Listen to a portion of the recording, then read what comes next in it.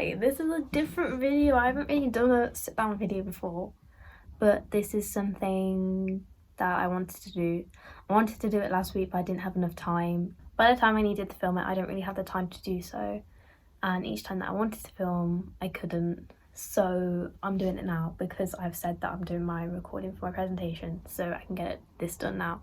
It's been a year since we went into lockdown, which is a bit mad if you think about it. Like, so much has happened in that year, but at the same time it's just gone like that. But I just wanted to talk to you about my year in this pandemic and how it's affected me, because everyone has different stories, and I think it's nice to tell everyone's perspective, I guess, and to get a feel for how, because it's treated so many people so differently. So yeah, I'm gonna go into it. I don't know how long this is gonna be, so I'm sorry if it's really long. So obviously we sort of heard about coronavirus in like January and February. I think it was about like February, March time is when things got a bit serious and people were like, oh my god, it's actually in the UK. Because I used to work as a waitress in hotels doing weddings and conferences and stuff like that. But it's obviously, it hasn't been doable for about a year. My last shift was in about like the middle of February last year, and I only worked like 3 times last year, which is so mad. That's something I'll get more into later in the video. March 23rd we went into lockdown, and I was like, I don't really know what to do with myself, because it's like so much has changed within, like, one person has just said you can't go out, and you're like, why?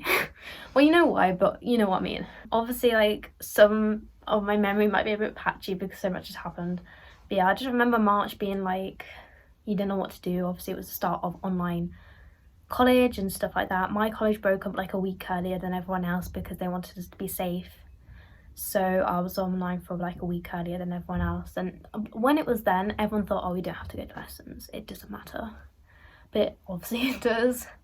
And we thought, oh, 6 weeks off for Easter, yay, and then we'll go back and it's normal. That didn't happen, obviously. So March was just March, and April was like, it was Easter, but obviously like it was so boring because you just couldn't do anything. So I don't know what I did for like Easter. I just well, I was just there vibing. One thing that did happen though was I started running, and I took my working out very seriously. But I'm gonna make a whole video on that when it's like actually a year since my first progress picture. But yeah, I started Capture 5k, and it's just something that would get me out of the house and give me a little bit of purpose. But yeah, I have to do my runs. I think I did my runs Monday, Thursday and Saturday, because I started it on the Saturday, so that's when every week would start. April was my birthday as well, so I had to spend my 17th birthday in lockdown, which was a bit sad because obviously that's when you're allowed to start to drive, and I wasn't allowed to start to drive until July. So that was fun, and it was also quite sad because obviously I couldn't see people, and I don't really get much, but it's fine. I didn't expect much, it's just how it was. That's when I think online lessons started again, and we mixed with another campus. We were all like, we're gonna hate them all. And we sort of did for a bit, and we found out some of them were okay.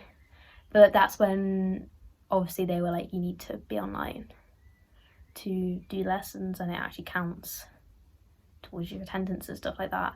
Whereas I know a lot of colleges, they just didn't really do anything. So I'm quite fortunate that our college took action for what they were doing. But as I hit 17, that is just where everything just went like, because 16 was such a good year for me. And so was 2020, no, not 2020, 2019 was such a good year for me. But yeah, 2020 was just not. As soon as it hit my 17th birthday is when I started having some problems. I'm going to be popping in and out with this video because there's things that I forgot. So in April as well, I sort of like lost a friendship with one of my close friends. I blame myself for it because I was very tired, and I brought up a very unnecessary argument. And yeah, so don't have arguments or get annoyed when you're tired, because it won't end well. And yeah, I blame myself and I regret it. So yeah, and I was sort of just denying it, being like, it's just because of lockdown. And it was a tough time. Like, all that I can remember in May is just me crying a lot, and it got to a point where I just didn't want to go to my lessons.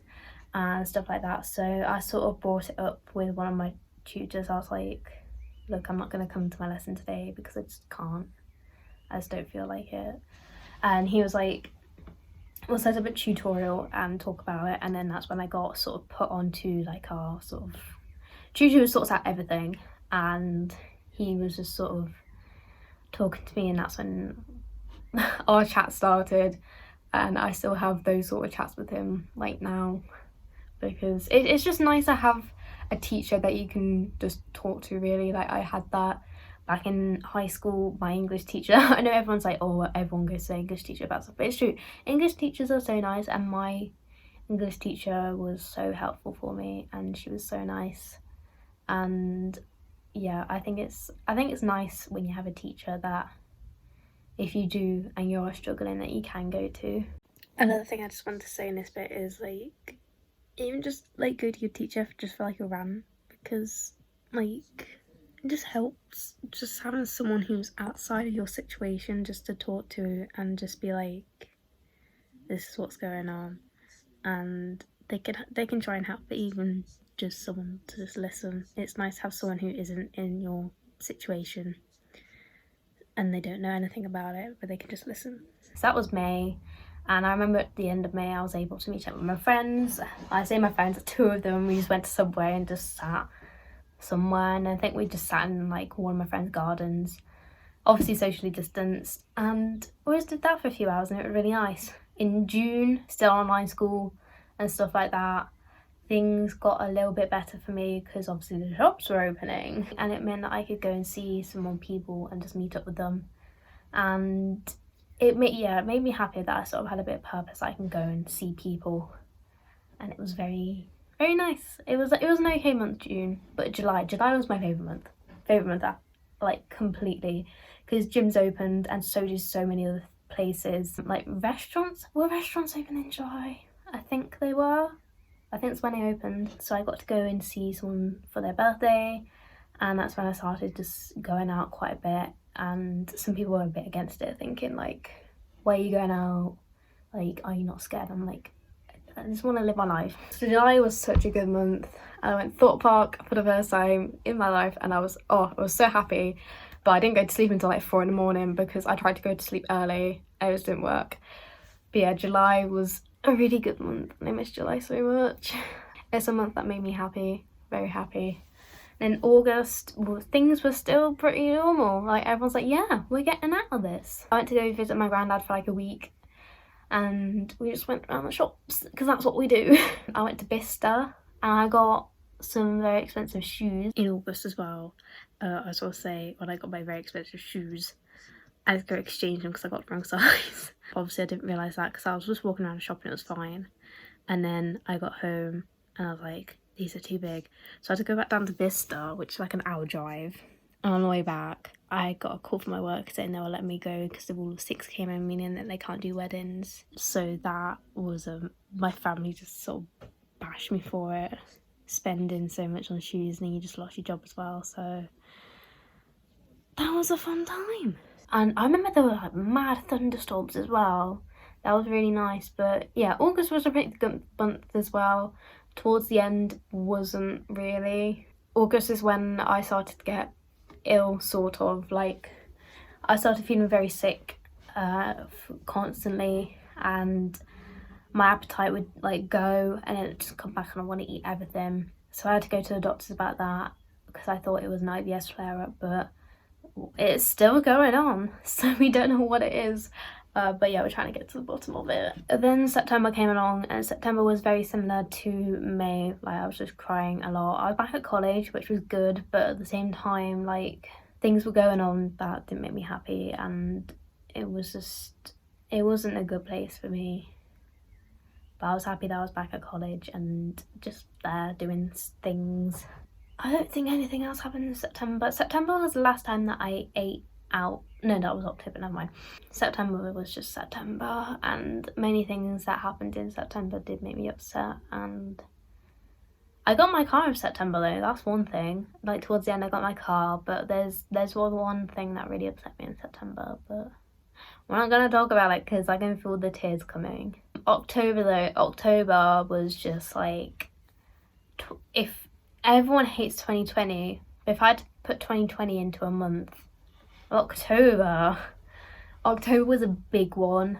I was still just not in a good place. And then I got broken up with, which was great. And then a week after that, my parents broke up. So as you can imagine, October wasn't the best for me. I could feel myself wanting to cry. I'm not going to. I remember like feeling really guilty about it because like I just filmed a music video for someone which was really, really fun, and I mean, if I can find clips and stuff then I'll put it in. And on the train back I was just like crying for some reason, I can't remember why. I got picked up by my granddad and he took me home, and he lives literally up the road from me, and I was like, I don't want to be alone, so I just went up to theirs and I just burst out crying to my nan. She gave me some dinner, we had some soup, which was fun. And then I went home. Well, before I went home she was like, oh, do you want to go for dinner tomorrow, just to sort of, so she could check on me, make sure I was okay the next day. So I went up for dinner and I came home, and that's when I sort of like found out that my parents broke up. As you can see, I still feel a bit guilty about it because I always wonder like if I'd stayed at home that day, like what would have happened. Oh fucking hell. So yeah, October was a bit shit. I failed my theory as well by one, and I rebooked it for November, like mid-November, but then obviously when we went back into another lockdown, obviously cancelled that. I rebooked it for end of January. Obviously that didn't happen, so I rebooked it for the start of March. Obviously it didn't happen because I just don't understand. If people can go back to school, why can't I do my theory? It's literally the same, because you just sat in a room on a computer doing it, and I cleaned everything anyway, so I don't really understand. But yeah, I have it booked for the start of May, and yeah, so at this point I don't know if I'm ever gonna drive before I go to uni, but I've got my hopes up. We will do it. At the end of October was alright. Like I went to Coventry and had a really nice day in Coventry with all of my friends. November happened. I remember bonfire happening. We were still at college, so that was still something that kept me going. Yeah, I remember we had bonfire, we burned a load of shit. And I can't remember what happened in November. Actually, going back to October, my laptop fucking broke. My laptop broke and I was so pissed because I just opened it up to do some theory work for my driving lesson, and then pressed the on button, nothing. And apparently it just said like the motherboard or something died, and I was like, fucking hell. And I was stressing because it would have cost like 700 quid to fix it, but my Apple Care had ran out by a month. Now like, because it was 3 years old, obviously MacBook's meant to last like a long time, so you can claim it under consumer law to basically say it's a bit faulty and they'll fix it for you for free. And I was like, yeah. So I think that, yeah, it happened in October. And then November, no driving lessons, no gym, no nothing. And I was like, but then December happened, things opened up again, but we were in tier 3, so no restaurants. I haven't been to a restaurant since October, when I saw my dad in Birmingham. I was back at the gym, college, we had Christmas. I think December was when I started feeling a bit bad again, but there's nothing we could really do.